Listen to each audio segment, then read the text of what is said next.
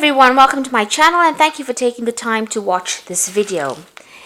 In this video we're going to be discussing toughness and stability of a gemstone.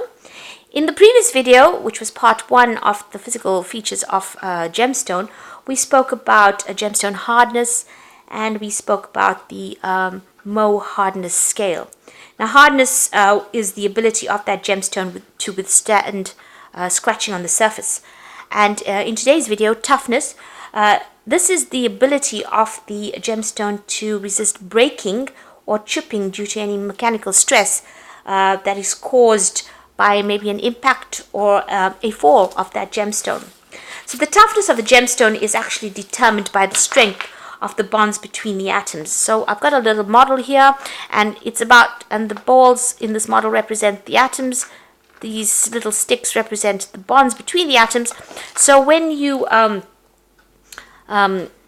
measure the toughness of the gemstone, you're actually looking at these bonds that are existing between the atoms themselves. So this toughness is determined by how much of work it takes, how much of energy it takes to actually break these bonds between these atoms. And if you have since crystals are made out of crystal units, and these crystal units are connected to each other by bonds, even the breaking of these bonds between the crystal units themselves as such will cause fracture within the crystal itself, so the crystal will shatter. And this kind of fracture is known as fracture toughness. That is what we're measuring. And we have even the breaking of these bonds are the fracture toughness of that actual crystal itself. Now, the values of the fracture toughness range, they've got a really wide range. They range from about 225,000 pascals per square meter for jadeite and nephrite, and go down to about 600 for corundum, 600 pascals per square meter for corundum. So you've got quite a big range of energy or values that are required, or energy required for you to actually break these bonds. And this determines how tough the gemstone is. So the more energy you need to break the bonds, the tougher the gemstone is, and the more hardy it will be. So I got a nice little diagram here that actually shows or displays the gemstone toughness, and it's got it drawn up against the Mohs hardness scale. So on this axis here, we've got the Mohs hardness scale, and on the bottom axis, we've got the gemstone toughness. And it's nicely graphed here, because you can see we've got, according to the Mohs hardness scale, diamond is sitting at number 10, we've got corundum at number 9, corundum is the sapphire and ruby family, topaz at 8, we've got emerald at 7, and talc sitting right at the bottom at number 6. Now the gemstone toughness, because there's such big values, 225,000 kilopascals or pascals per square meter, these are big digits to work with, and they're not very, very easy to get an understanding or get a feel for how tough that gemstone is. So what the gemologists have done is they've taken the toughness scale and simplified it and put it into categories. So they've put it into 4 categories, which is poor, fair, good, and excellent. Excellent being the hardest, and poor being really, really soft. So it's a very, very simple way of looking at how tough the gemstone is. And this is now plotted against that Mohs hardness scale, so you get an idea about toughness versus the hardness of a gemstone. So let's just look at this graph, or this particular diagram. You've got diamond, which is number 10 on the Mohs hardness scale over there, and it's got it's quite a hard gemstone. However, on the toughness scale, when you're looking at its ability to get shattered, it's only got a good score there, so it's only in the good range. So that means that if you took a hammer to your diamond ring and smashed it, it will smash into many pieces. So a diamond is not as hardy as you would like to think.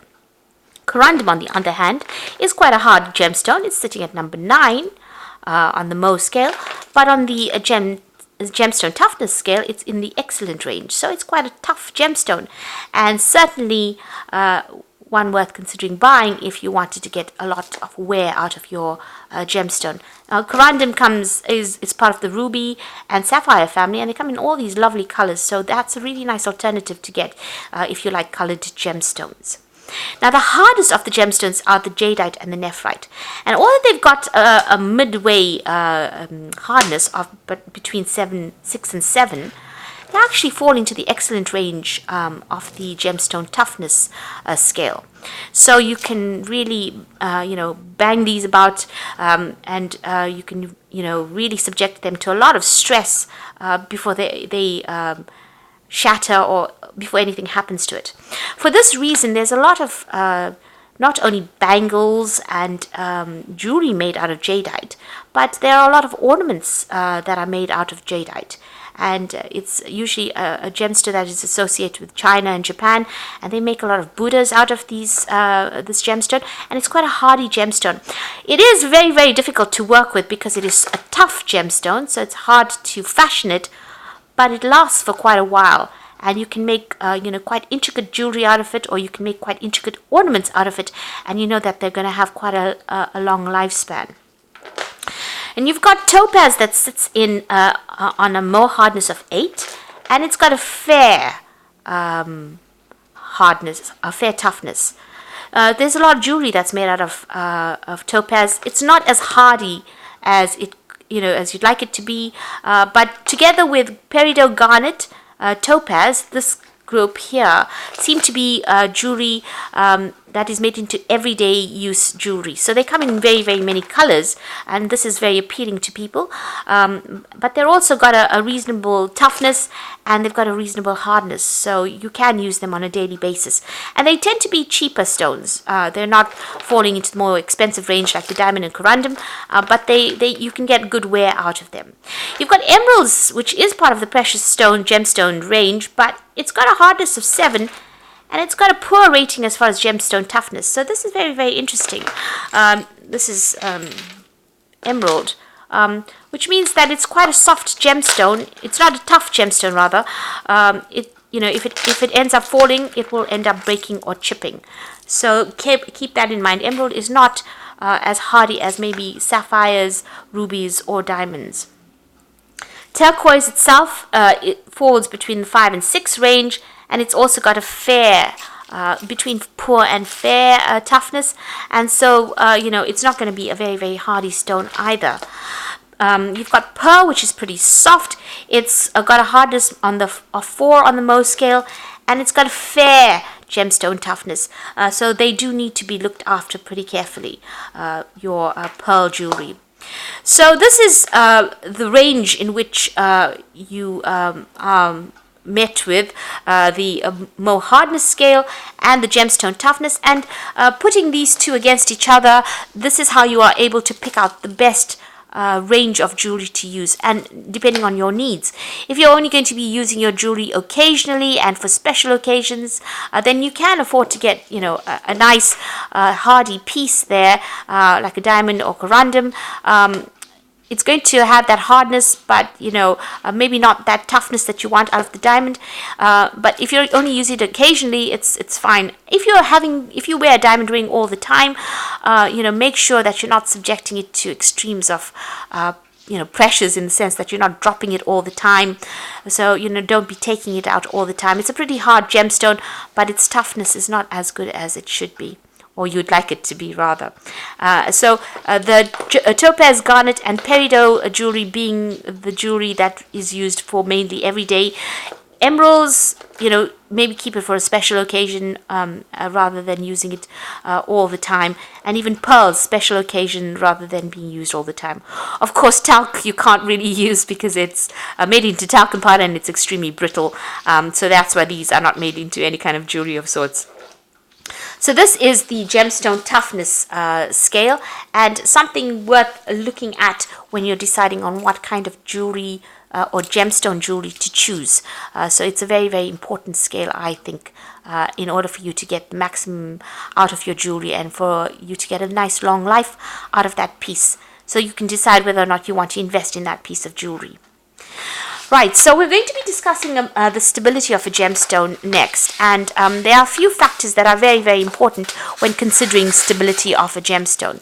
And the first, the reason for that is that the stability determines whether or not the gemstone will fade due to maybe light, heat, chemicals, or humidity, or whether or not it'll crack when you're exposing it to chemicals or even heat. So this is very, very important. These are very, very important features for the practicality of using gemstones.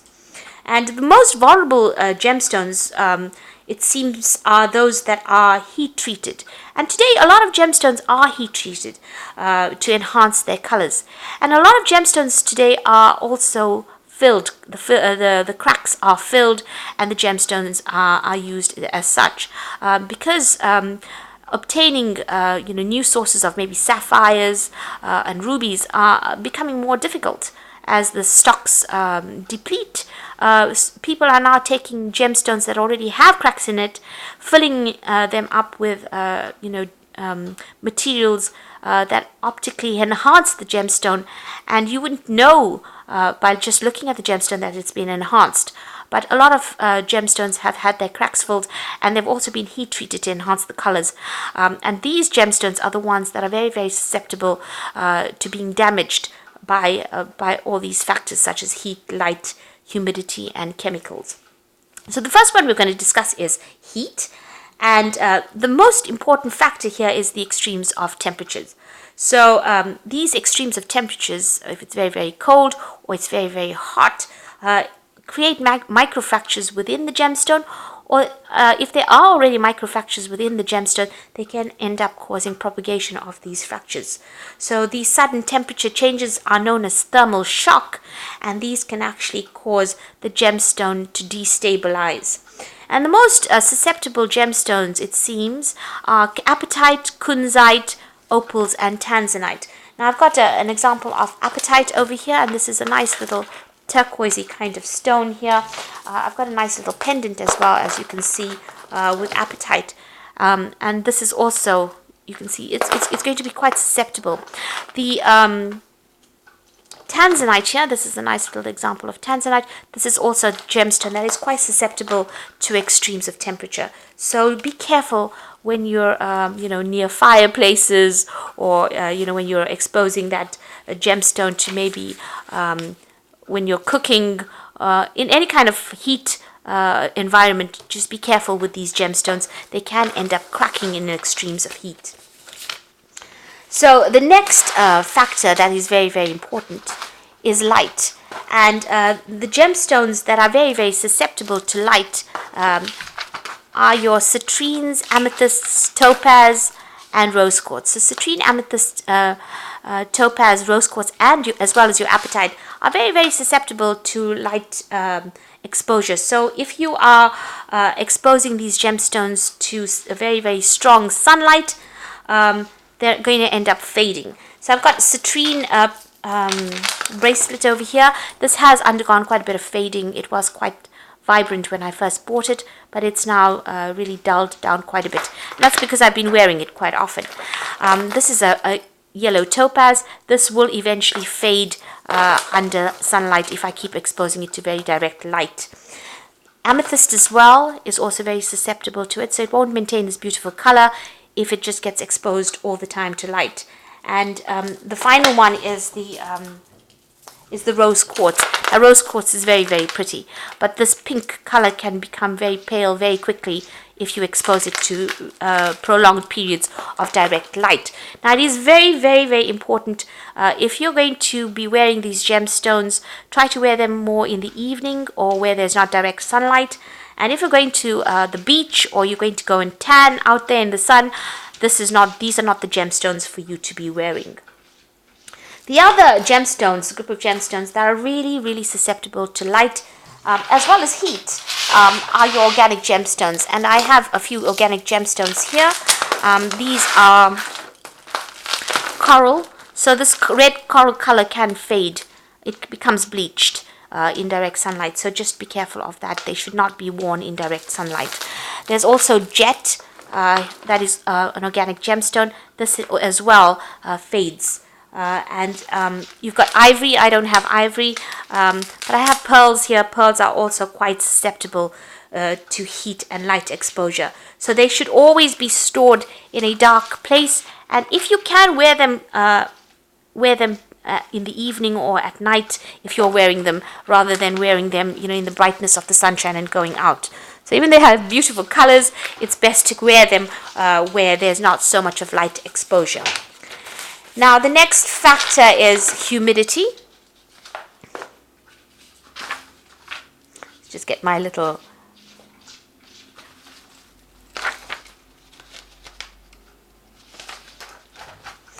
So the gemstones that are very, very, very susceptible to humidity are opals. And opals, I've got a nice little opal ring, well, a large opal ring here. And this is what just really demonstrates very, very nice. It's got beautiful colors on it. But this gemstone is very soft, and it's got a lot of moisture in the gemstone itself. And when you expose this gemstone to heat or dehydration, very dry surroundings, the gemstone itself dehydrates. The water comes out of the gemstone, and it can end up fading the gemstone and cracking the gemstone. So these have to be worn very, very carefully, and you've got to make sure that they are not dehydrated. You don't get these gemstones dehydrated.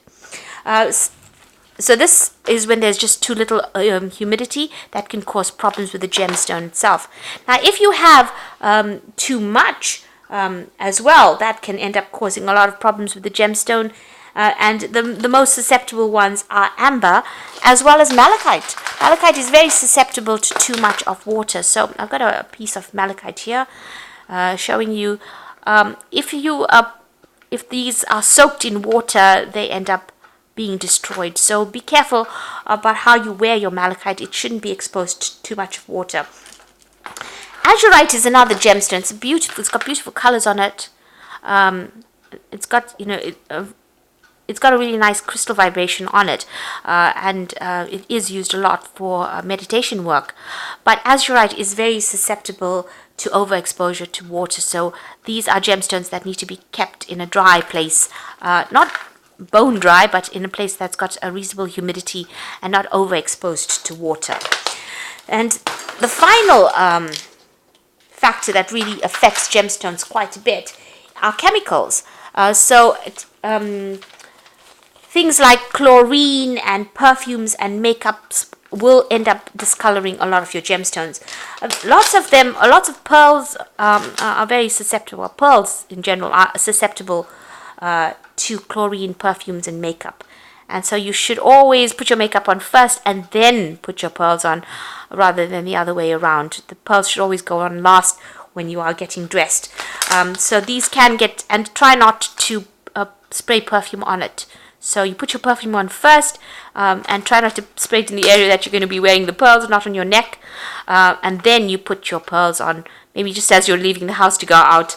This is when you put your pearls on. So these are very, very susceptible, and they should be treated very, very carefully. So after you come back from wherever you've been, wipe them down with a little bit of a damp cloth, and then store them in a nice dry, dark place, preferably in a nice little pouch. The other thing that damages gemstones quite a bit is the exposure of the gemstones to ammonia. So when you're cleaning up the house, this is not the time to be wearing your gemstones. And the ones that are very, very susceptible to this ammonia are your corals, because they can bleach the corals, as well as turquoise. So I've got a little example here of turquoise. This in itself can also be affected by ammonia. And malachite as well is also affected by ammonia. So generally, if you're doing any kind of heavy work where you're using chemicals, take your jewelry off. This is the best and the safest thing to do. No matter what gemstone you're wearing, take the jewelry off. If you're cooking as well, it's really good for you to take the gemstone jewelry off, because sometimes the stones themselves can end up absorbing the cooking oils themselves and discoloring. So cooking, and you're also going to be exposing yourself to heat at that time. So you've got a double whammy there. You really don't want to expose the gemstone to heat as well as cooking oils, and you'll have discoloration of the gemstone, or even maybe where it's been filled. If the gemstone's been filled, that it will end up cracking in itself with the cooking oils, because that cooking oil affects those fillers as well. So when you're cooking, and cleaning or doing any kind of housework, or if you're around, outside on the beach, or you're working in the garden, do not wear your jewelry. Take your jewelry out, put them in a safe place, get your jobs done, and then put the jewelry on. Jewelry was always a luxury item, and you can see you have to handle it as though it's a luxury item. It's got to be, very delicately handled. And even those gemstones that are supposedly hard wearing, like the topazes, they too have to be treated carefully, so you can't expose them to too much of light. So gemstone jewelry has got to be treated with great care, and great attention to the jewelry itself. You don't want them ending up, you don't want to lose that beautiful color on the jewelry, and you don't want them to be cracking, especially if they're beautiful pieces. You want to keep them for as long as possible. So these are the factors that actually affect jewelry and determine how long your jewelry lasts with you, and your lifespan of the jewelry. Like I said, on today's market, because there's the jewelry is depleting, these gemstones are depleting in the ground, it's becoming more and more expensive to dig them out, and it's becoming more and more expensive to actually source them.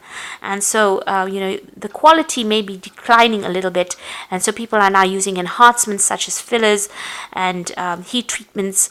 The other thing that you ought to also be careful about when you're handling jewelry is the cleaning processes. So when you're using these ultrasonic cleaning machines, as well as maybe these specialized chemical treatments to clean your jewelry, be very, very careful, because these gemstones are being enhanced. Ultrasound and very, very harsh cleaning treatments can actually damage the stone itself. So if you've got any color enhanced or even crack filled jewelry, that they can end up becoming worse or even losing their color with these ultrasound or even chemical treatments. So just be careful when you're doing these specialized treatments as well. What I do suggest is for your jewelry is to get yourself a nice pouch. Now this comes with jewelry. This came with one of the jewelry pieces that I bought. It's a really nice satin pouch, and you put your jewelry into it. So whatever whatever is precious, put it into the bag and keep it there, and keep your jewelry in separate pouches. Some of these jewelry pouches are impregnated with special enhancers. So if you have silver jewelry and you put them into the pouch, they end up keeping their silver color, so they don't discolor. This has discolored quite a bit because it hasn't been kept in a pouch. I did have it in this box, but obviously the box was not good enough. It didn't keep it from tarnishing. So some of these pouches are really good. They've got some impregnated with certain substances that will actually prevent tarnishing. And gold jewelry also tarnishes, so it's also good to keep gold jewelry in separate pouches, so that you don't have to keep polishing the jewelry when you're using it, and it looks as good as the day you bought it. So if it doesn't come with a pouch, if the jewelry piece does not come with a pouch, try and buy some jewelry pouches and keep them in. I've got a set of earrings here in a nice little pouch. This is a see-through pouch, so it's not got that much of protection. However, it's going to prevent other pieces from scratching this piece of jewelry. So not only does it keep the jewelry from tarnishing, it also prevents other jewelry from scratching this piece.